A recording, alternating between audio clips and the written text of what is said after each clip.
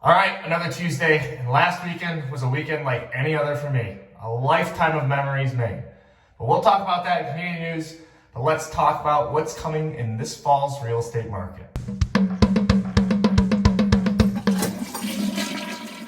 Sadly enough, the summer market has come to an end. Schools are getting back, and preseason football means that football season is on the way.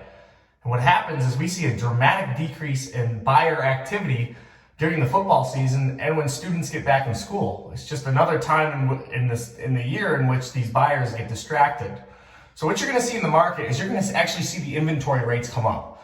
Now, inventory is still going to be down benchmarked against other previous years, but you're going to see this inventory increase upward because contracts on those houses are coming down. So homes are going to stay on the market a little bit longer, but there's still not going to be a surplus of inventory coming to the market. You're going to see higher prices on some houses because you're going to see some sellers trying to take advantage of what they may have missed in the market. Kind of that FOMO, fear of missing out. So they're going to try to get on the market as fast as they can, and they're going to overprice the house because they're trying to take advantage of what was a great time to sell the last couple months. And sadly, the demand is just not going to be there. So you're going to see some price decreases on some homes that have just come to the market. But when football season comes and students go back to school, you obviously see some buyers with different agendas, and therefore inventory rates are going to come up. So look for that.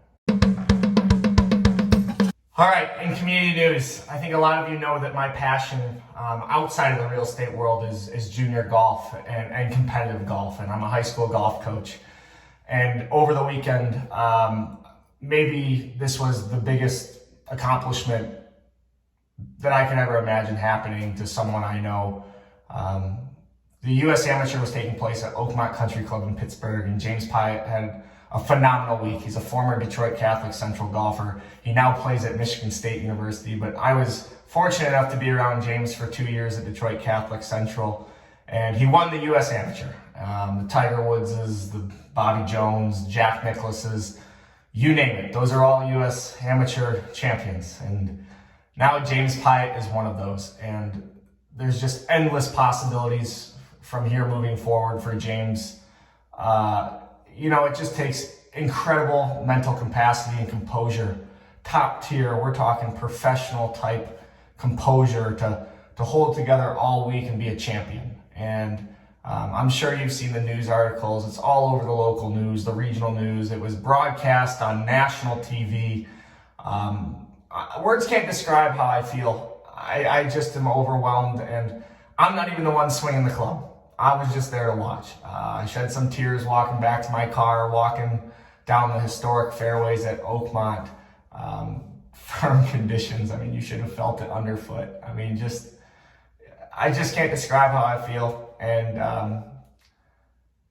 congrats to James Piot, Canton, Michigan native, Detroit Catholic Central golfer, Michigan State golfer. First Michigan golfer to ever win the U.S. Amateur, and he really represented the state of Michigan better than anyone could. And I couldn't be more pleased. So congrats, James. Congrats, James family, Detroit Catholic Central, Michigan golf. Everybody who knows James couldn't be more thrilled, and especially to James, you're on your glow up tour. You've played a great summer, and I'm just happy to be your friend. Go James.